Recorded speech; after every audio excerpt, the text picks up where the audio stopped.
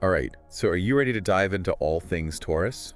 Always ready for a deep dive, especially when it comes to Taurus. Yeah, and especially with March 2025 coming up, right? Definitely March is going to be interesting. We should probably start by looking at the source you sent us. Sounds good, yeah. It's called Taurus, Zodiac Traits, Compatibility, and March 2025 Forecast. Okay, so we've got traits, compatibility, and a forecast for March. Lots to cover. I like how the source calls Taurus like the chill rock stars of the Zodiac. I love that. But what does that even mean, like, besides being cool and laid back? So it's definitely about that relaxed vibe for sure. Yeah. But I think it goes a little deeper. You know, Taurus is ruled by Venus, and Venus is all about pleasure, beauty, good vibes, all the enjoyable things. So it's not just like being lazy. Oh, no, not at all. No. It's more about creating that perfect atmosphere, I'd say. So like curating the perfect vibe. Exactly. And this goes beyond just their personal space, too. It's like Taurus folks, they just have this natural knack for creating experiences. Oh, I see. Whether that's cooking an amazing meal or designing a beautiful space. Even something as simple as picking the right music for a get-together. Oh, totally. My friend, who's a Taurus, their apartment is like walking into a spa. It makes sense, right? Yeah, and they always have the best snacks. See, classic Taurus. They're ruled by the senses. You know, touch, taste, smell. So they naturally gravitate towards things that feel good, look good, taste good. It's like that earthy, sensual energy makes them super magnetic. For sure. The source mentions Taurus is born between April 20th and May 20th.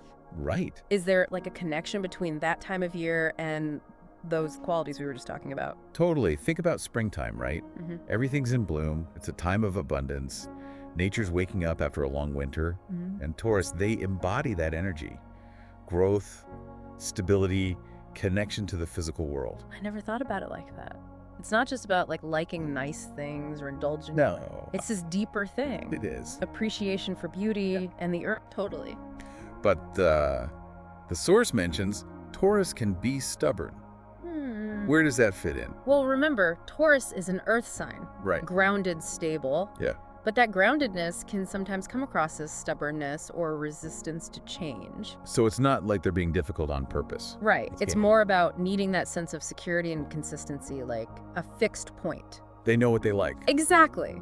Imagine you're binging your favorite show. Yeah. And everyone's telling you to watch this new one, but you're like, nope, I'm sticking with what I know and love. It's that energy. That's that Taurus energy. Makes sense. Yeah. So it's really all about appreciating the present moment and the things that bring you joy. It is. Okay, so speaking of connection, Yeah. the source talks about zodiac compatibility. Yeah. And apparently, not everyone vibes with Taurus's energy. That's true. Some signs clash more than others. But before we get into, like, which signs are the best matches, could you break down this whole element thing in astrology? Yeah, so there are 4 elements: earth, air, fire, and water. And each sign belongs to one of those elements. Taurus is an earth sign. Right. And generally speaking, earth signs tend to get along best with other earth signs and water signs. Okay, I'm following. It's about that natural synergy. So out of all those compatible earth and water signs, which ones would really click with a younger Taurus? Let's say someone in their late teens or early 20s. Good point. Well, we have Virgo. Okay, another earth sign. Exactly. Virgo is all about meticulous planning, practicality. So like ultimate organizers. Yes, and detail-oriented too. So if you're a Taurus in college or trying to like launch a business, a Virgo friend would be amazing to have around. Absolutely. You've got that shared earth sign energy. Focus, getting things done. Exactly. Plus, Virgo's analytical nature can be a good balance for Taurus, who can sometimes get stuck in their ways. It's about balance, right? Exactly. Okay, and what about a water sign? What would be a good match? Let's talk about Cancer. Cancer is the nurturer of the zodiac. They're all about emotional depth, creating a sense of home. I love Cancers. They're the best. Imagine like late night talks, movie nights, all the cozy vibes. Yes. And for a younger Taurus, navigating the ups and downs of, early adulthood, that kind of support system can be invaluable. That sounds really nice. But wouldn't a water sign and an earth sign like clash? Wouldn't it be like oil and water? It's a common misconception. Think of it this way. Water nourishes the earth. it helps it grow and thrive. Okay. So Cancer's emotional depth can help Taurus connect with their feelings. I see. And Taurus provides that grounding and stability for Cancer's sometimes overwhelming emotions. So they complement each other. Exactly. It's a beautiful balance. So before we go too deep into compatibility, I'm really curious about March 2025. Oh, yeah. The source calls it a slow burn month for Taurus. It is. There are definitely some unique cosmic influences happening during that time. Okay, so first of all, what does it mean when a planet is retrograde? Good question. In astrology, when we say a planet is retrograde, means it appears to be moving backward from our perspective here on Earth. Okay. It's not actually moving backward, of Right, course. it's like an optical illusion. Exactly. But in astrology, we believe that these retrogrades correlate with certain themes and energy shifts. Interesting. Okay, so what happens when Venus, the planet of love and beauty, goes retrograde? Well, Venus retrograde can bring up themes of relationships, values, and creativity. It can be a time of reflection, reevaluation. And looking back at the past. Yeah. Sometimes exes come back around during Venus retrograde. Oh, no. Or you might find yourself revisiting old creative projects. So it's not always a bad thing. Not at all. It's more about gaining deeper understanding in these areas. Okay, so not necessarily a time for rash decisions or drastic makeovers. Exactly. Instead of trying to force things, lean into that introspective energy. So like journaling, meditation, maybe going through old photo albums. Exactly. The universe is giving you a chance to pause and refine your approach before moving forward. So early March is all about slowing down and going inward. I would say so. Even chill rock stars need a break sometimes. They do. But is the whole month like this? Not at all. We've got some other planetary influences at play too, and some of them are actually quite positive for Taurus. Okay, tell me more. So Mars will be in Cancer during early March, and this can actually boost your energy when it comes to home and family. So maybe it's a good time to like redecorate or cook a nice meal for your loved ones. Precisely. It's about channeling that introspective energy into something tangible. I like that. Okay, so we've got Venus retrograde, Yes. Mars in Cancer. What else is happening in March? Well, as we move into mid-March, around the 11th to the 20th, Okay. the sun is going to shift into Pisces. Oh. And for Taurus, this is going to activate their social sector. So it's like that early March energy of introspection that Yeah. starts to turn outward. Exactly. It's a time for connecting with friends, expressing yourself creatively. Maybe plan a weekend trip with friends. It's a great time for that. Or start a new art project. I love it. But remember, Venus is still retrograde. Oh, right. So should we avoid like any major relationship decisions? I would say so. Yeah, communication can be a bit tricky during Venus retrograde. Yeah, that makes sense. So if something feels off, trust your gut Okay. and communicate clearly. So even with Venus retrograde, there's still plenty of opportunity for connection and creativity in March. Definitely. It's all about finding that balance. Awesome. Well, this has been super insightful. But let's take a quick break and we'll come back in a moment to explore the later part of March and what it holds for Taurus. Okay, so we're back and we're talking all things Taurus, March 2025. Yes, we are. It sounds like a month full of introspection. It definitely is. But Venus retrograde always brings a bit of that.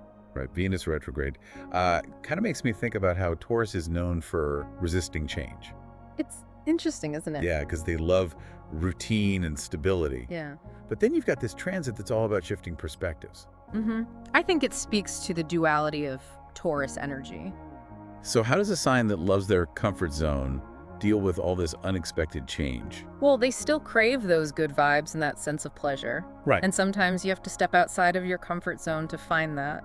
So it's not about like fighting the change. Yeah. It's about finding a way to make it feel good. Exactly. It's about trusting the process and seeing the beauty in those unexpected moments. Yeah, so maybe that means trying something new or reconnecting with an old friend. Or just taking some time for yourself. Yeah, self-care. Exactly. I guess even a Taurus can get on board with that. I think so. The source specifically mentioned that Venus retrograde in March 2025 is going to be in Aries. Right. Does that placement like add another layer of complexity? Oh, absolutely. Aries is a fire sign. Yeah. All about action, boldness, impulsivity. So you have that Taurian desire for stability and routine, butting heads with this fiery Aries energy. Exactly. It could definitely lead to some internal struggle. But also breakthroughs. For sure. So it's finding that sweet spot between honoring your need for stability Yeah. and being open to new possibilities. I like that. It's like that Taurus who's always wanted to take a pottery class, but never actually signed up. Maybe this is the time they finally do it. Or maybe they just try a new recipe. It doesn't have to be huge. It's the little things sometimes. Venus retrograde can also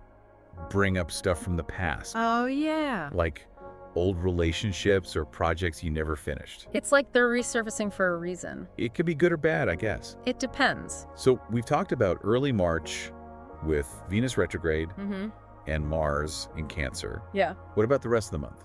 Okay, well, as we move into mid-March, from like the 11th to the 20th, the sun shifts into Pisces, and this is going to activate Taurus's social sector. So it's that outward shift we were talking about. Yeah, all that introspective energy from early March is going to start to turn outward. It's a time for connecting with friends, expressing yourself creatively. I love that. Me too. And Mercury, the planet of communication, is also going to be in Pisces during this time, so conversations should flow pretty easily. Okay, so lots of deep talks with friends, creative collaborations. Sounds about right. But with Venus still retrograde, should we be careful about like big relationship talks? I would say so, yeah. Again, communication can be a little fuzzy during this time. So maybe instead of trying to DTR, have those big defining conversations. Right. Just focus on connecting with your partner or friends on a deeper level. Okay, so it's about those small gestures. Exactly. Not the grand pronouncements. It's the little things that count. All right, so mid-March is about embracing those Piscean vibes. Yes. Connection, creativity. What happens in late March? Does the energy change again? It does. On March 20th, the sun enters Aries. Okay. And this is a time to turn inward, focus on your individual needs and goals. So after all that socializing, it's time to recharge. Exactly. Like a mini hibernation before Taurus season starts in April. I like that. And then we have the new moon in Aries on March 29th. Yes. Which is also about new beginnings. It is. It's like planting those seeds of intention. For Taurus season. Exactly. What do you want to manifest in the coming weeks? But Venus is still retrograde. It is. So are there any like traps we should be aware of? Well, Venus retrograde can bring up some icky feelings as it comes to an end. Uh-oh. Like maybe some nostalgia, insecurity, comparing yourself to others. Yeah. So be kind to yourself. Okay. Don't get caught up in the past or what other people are doing. So instead of scrolling on social media and feeling bad about yourself, maybe take a walk in nature. Yeah, or curl up with a good book. So late March is all about setting intentions, prioritizing self-care, and remembering that Venus retrograde is temporary. Exactly. It's about finding that balance between acknowledging your feelings, but not letting them consume you. Good point. And I think that's a great lesson for anyone, regardless of their zodiac sign. I agree. Okay, so we've covered a lot about Taurus and what March 2025 has in store for them. We have. But how can our listener use these insights to navigate their own life?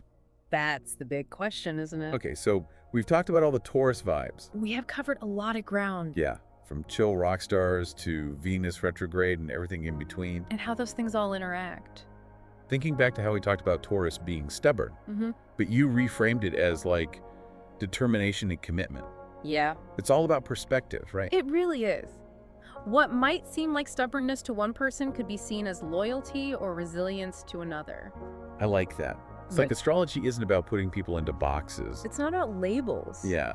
It's more about understanding the nuances. Exactly. Astrology is a tool for understanding. Right. Not just predicting the future. It can help you understand yourself and the people around you. So whether you're a Taurus or, a Taurus, this deep dive is just a starting point. It is. It's about sparking curiosity. Not giving you all the answers. Right. It's not about defining someone's entire personality based on their sun sign. It's more like a lens for self-discovery. I like that analogy. So we're not saying every Taurus acts the same way. It's not. It's about understanding those core energies. Yeah, and how they might show up differently in each person. As we wrap up, what's the most important thing for our listeners to remember about Taurus energy? That's a good question. I think it's about finding beauty in simplicity. Okay. Grounding yourself in the present moment, appreciating the tangible world. It's like that saying, stop and smell the roses. Exactly. Taurus reminds us to slow down, savor those little things. Especially in today's world where everything is so fast-paced. Yeah, that Taurus energy is a welcome antidote to all that chaos. It's about finding that balance between pursuing your dreams and allowing yourself to just Be. And even when things get tough, remember that Taurus energy teaches us to ground ourselves. Find our way back to peace and stability. So whether you're a Taurus yourself or you're just curious about this sign, we hope this deep dive has given you a better understanding of that steady, sensual Taurus energy. It's a beautiful energy to have in your life. As you move through March 2025 and beyond, remember those Taurian lessons?